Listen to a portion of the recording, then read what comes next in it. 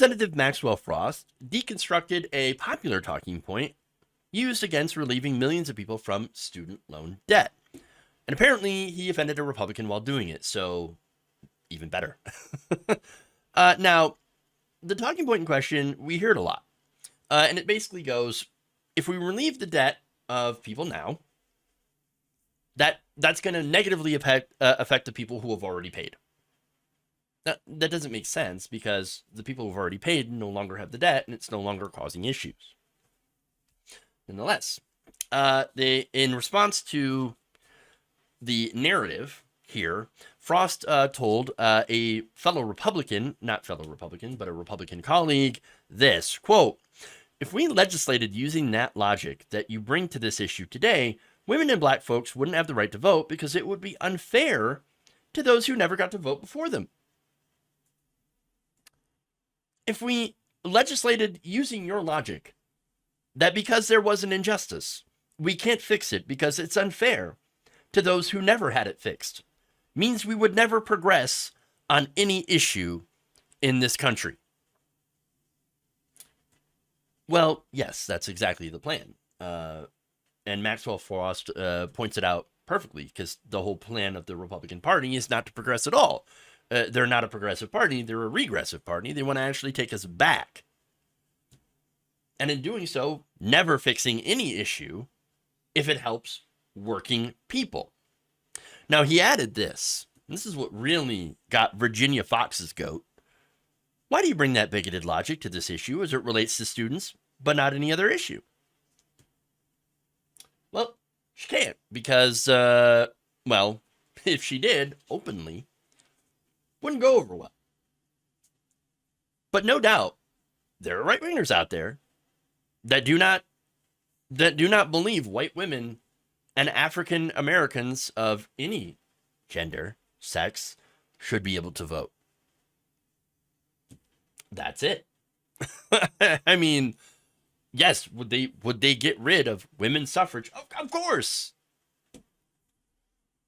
Of course they would. Returning it to wealthy white landowners. Now, apparently, if you remind them, though, well, they get a little mad. It hurts their feelings because immediately Representative Virginia Fox said this, quote, "I demand his words be taken down." Yeah, okay, Karen. If Frost then said, "Okay, I'm going to take the word back, but here's what I'm going to say instead." He said, "If we use this logic on every single issue, we would never have progress on anything. And the truth of the matter is that young people and people don't have student debt because we live beyond our means. We have student debt because we've been denied the means to live." And again, that is an incredibly powerful statement, and it's absolutely true. So look, most of the older people who criticize student debt relief, they don't quite understand the current situation. And I'm saying to the people who are criticizing student debt relief, they don't quite understand how difficult it is now and how expensive an education has gotten. Remember, a lot of those people didn't have student debt because they could afford to work part-time while paying tuition.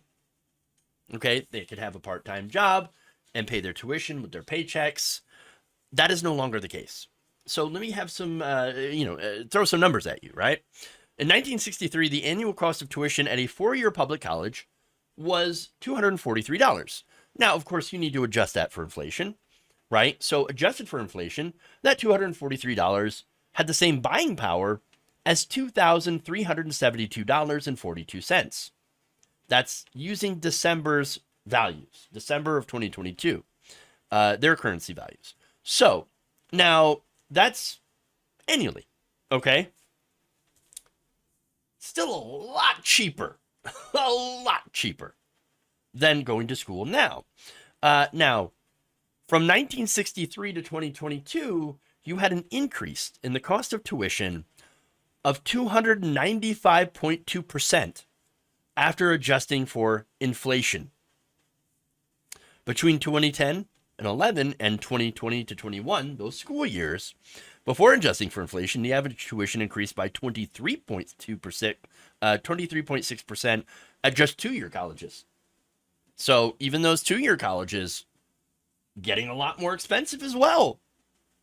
During the same period, the average tuition increased by 41.9% at public four-year institutions, and actually less, 35.5% at private nonprofit four-year institutions.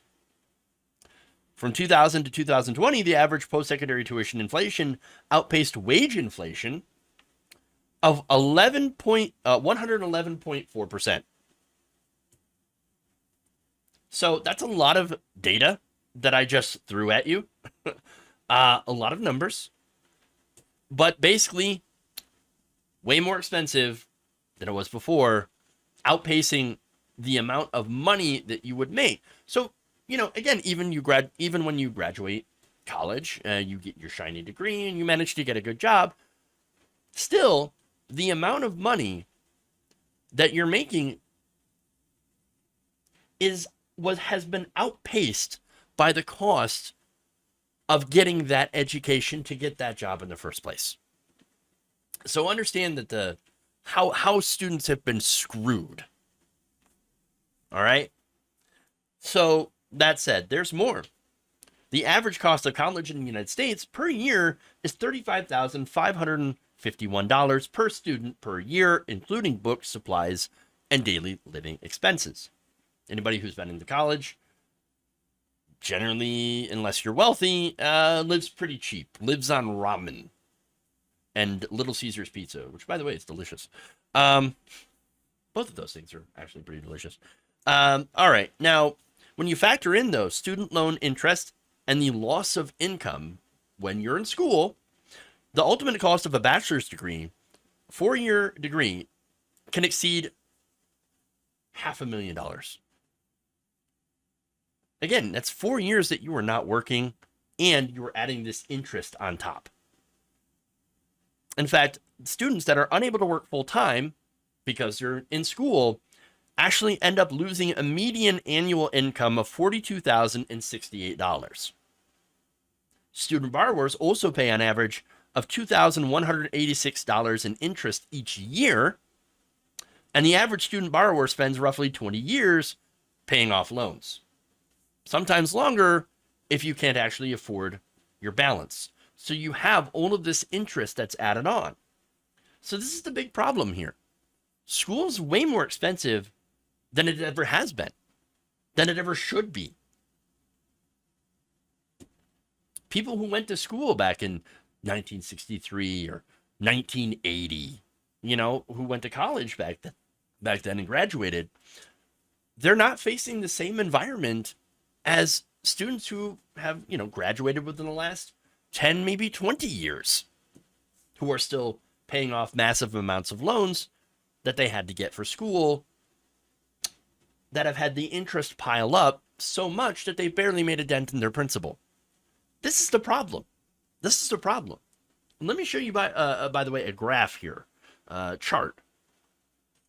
This is a historical cost of tuitions and fees for higher education, starting in the 1970s all the way up to the 2020-2021 school year. I mean, you can just see that massive increase, especially in, of course, private four-year colleges, obviously. But then again, you also have the private and public four-year and two-year, respectively, still massively increasing. Especially, I mean, look at how much it went from 2000 to 2021.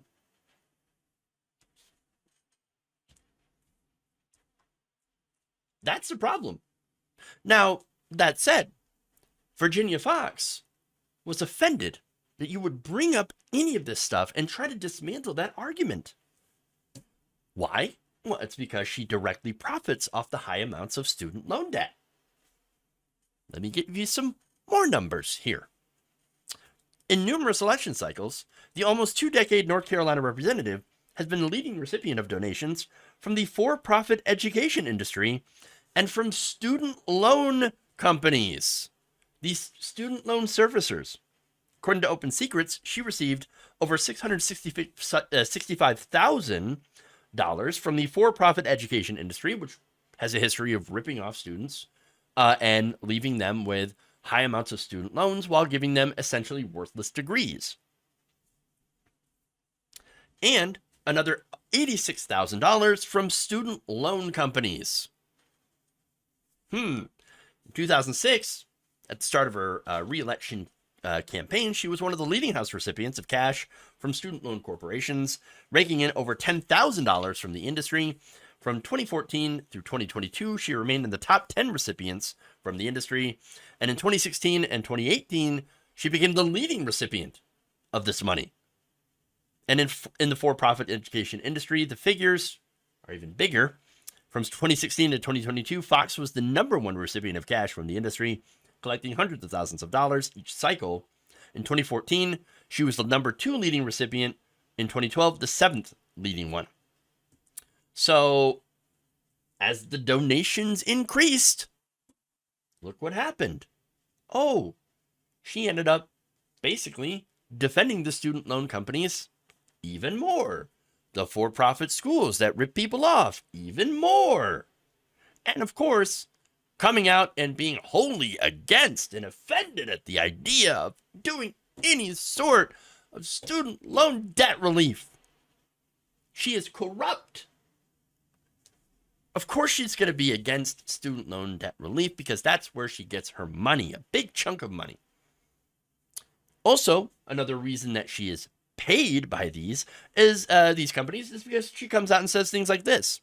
Quote, "I have very little tolerance for people who tell me that they graduate with $200,000 of debt or even $80,000 of debt because there's no reason for that." Yes, there is. Actually, there is a reason for that. It's you. Look in the mirror. Look in the mirror, Virginia Fox. You're the reason it's so expensive, or at least part of the reason. You and the rest of the cronies in Congress who take corporate bribes from these corporations, from these for-profit companies and student loan debt servicers that get fat off the misery of someone who's trying to get a better education so that they can actually live the American dream. That's who it is. Now, Fox also complained that students just wanted, quote-unquote, success dumped in their lap. Dumps. Big, massive dumps. It's not the success. No, that's the money bags in her lap. That's what she's getting dumped in her lap all the time. Those money bags would disappear, by the way, if college was free.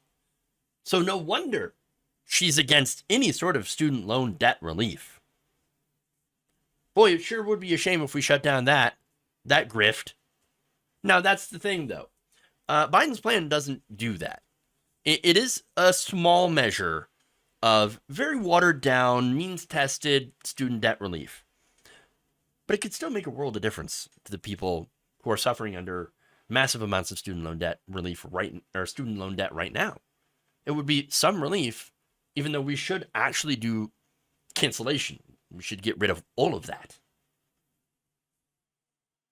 But even what we have now, the modest amount of student debt relief proposed by the Biden administration that's being blocked by Republicans is too much. It's too much for her owners. It's too much for her paymasters. Understand who these people are. They're ghouls. They're corrupt. Paid for. Bought out. And the only thing that she was really offended by when it came to Maxwell Frost pointing this out is someone that's getting in the way, disrupting her corrupt payday. How dare you? How dare you, Maxwell Frost? How dare you come from my money? Come from my grift. Well, we are coming for your grift.